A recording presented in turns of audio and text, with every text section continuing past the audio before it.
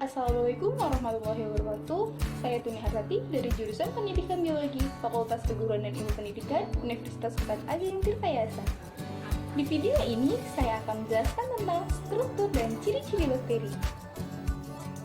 Bakteri merupakan organisme mikroskopis atau organisme yang paling kecil yang terdalam dalam Endomonera, di mana bakteri ini dari bahasa Latin yaitu bacterium yang berarti jamak dan bakteria yang berarti hewan kecil.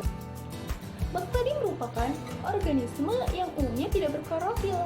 Bakteri mempunyai diameter 0,5 sampai 1 mikrometer dan panjangnya 0,1 sampai 10 mikrometer. Bakteri ini mampu hidup di berbagai media sehingga sering disebut dengan bersifat kosmopolitan. Ciri-ciri umum pada bakteri yang pertama yaitu memiliki satu sel atau sering disebut dengan uniseluler. Yang kedua itu tidak memiliki membran pada inti sel atau prokariotik.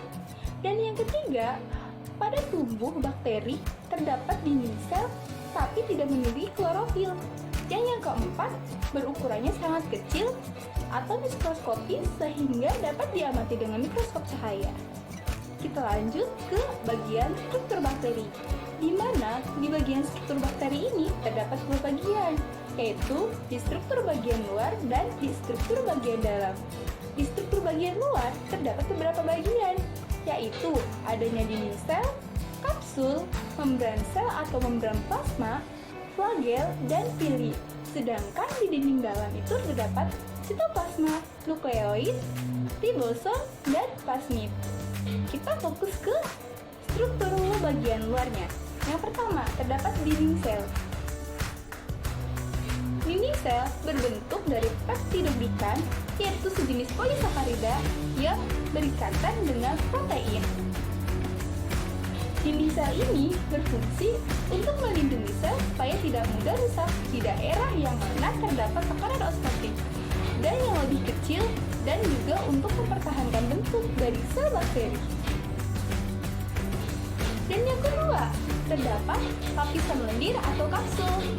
Kapsul ini tersusun atas glikoprotein, di mana kapsul ini berfungsi sebagai lapisan pelindung dan mempertahankan kelembapan sel, membantu melekatkan diri dari substrat, dan menunjukkan virulensi suatu bakteri.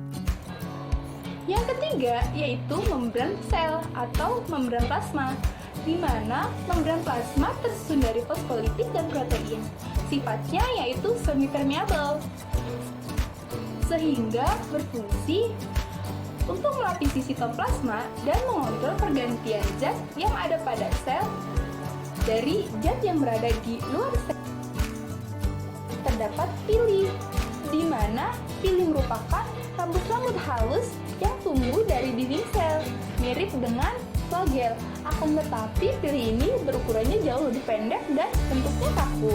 Fungsi dari pili ini untuk membantu perlekatan pada substrat dan menyalurkan materi genetik pada saat konjugasi. Dan yang terakhir, terdapat flagel atau flagella. Flagella merupakan bulu cambuk yang terdiri atas senyawa protein yang terdapat di dinding sel dan berfungsinya untuk sebagai alat pergerakan. Flagella yang dimiliki bakteri ini biasanya berbentuk batang, vibrio, dan spiral. Mari kita jelaskan struktur bagian dalamnya, yaitu terdapat sitoplasma, nukleoid, ribosom, dan plasmid. Kita bahas yang sitoplasma terlebih dahulu. Sitoplasma merupakan cairan yang tidak berwarna yang tersusun dari air dan bahan organik seperti protein, karbohidrat, dan lemak. Dan di sitoplasma ini terdapat garam mineral, enzim, ribosom, dan asam nukleat. Dan sitoplasma ini berfungsi untuk sebagai wadah berlangsungnya reaksi-reaksi metabolisme pada sel. Yang kedua yaitu nukleoid, di mana nukleoid ini adalah nukleus semu terdapat kumpulannya DNA kromosom bakteri. Fungsi atas DNA biasanya sebagai materi genetik yang sebagian besar untuk pantalan sifat metabolisme bakteri atau sering disebut dengan DNA kromosom. Yang kedua yaitu menentukan sifat fertilitulis. Para patogen atau sering disebut dengan DNA non-kromosom. Dan ke bagian yang ketiga terdapat ribosom, di mana ribosom ini adalah organel kecil yang berfungsi sebagai tempat terjadinya sintesis protein. Dan bagian yang terakhir terdapat plasmid, di mana plasmid ini berfungsi dalam rekayasa genetika sebagai vektor yang membawa gen asli yang ingin disisipkan pada bakteri. Mungkin itu penjelasan dari struktur dan ciri bakteri. Kurang lebihnya, saya mohon maaf bila ada kesalahan. Wabillahi taufiq wal hidayah. Wassalamualaikum warahmatullahi wabarakatuh.